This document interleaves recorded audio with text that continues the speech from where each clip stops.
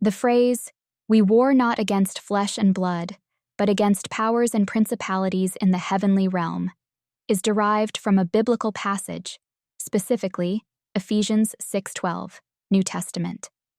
This verse is part of a broader context in which the Apostle Paul is discussing spiritual warfare and the need for believers to equip themselves with the armor of God. The meaning of this passage can be interpreted as follows: spiritual warfare. The mention of war indicates that believers are engaged in a spiritual battle, not against physical enemies, but against spiritual forces, not against flesh and blood. The phrase, "not against flesh and blood," emphasizes that the struggle is not with human adversaries, but involves supernatural or spiritual entities.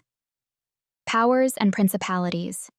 These terms refer to spiritual forces or beings in the heavenly realm, often understood to include demonic powers or fallen angels.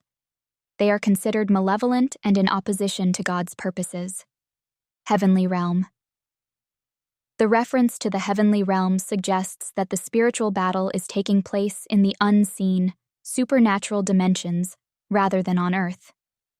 Armor of God. The broader context in Ephesians 6 encourages believers to put on the whole armor of God to withstand the spiritual attacks. This armor includes elements like the belt of truth, the breastplate of righteousness, the shield of faith, the helmet of salvation, and the sword of the Spirit, the Word of God.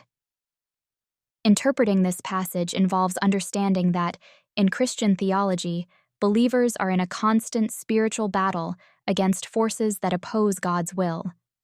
The emphasis is on relying on God's strength and protection, rather than on human efforts alone, to overcome spiritual challenges and opposition.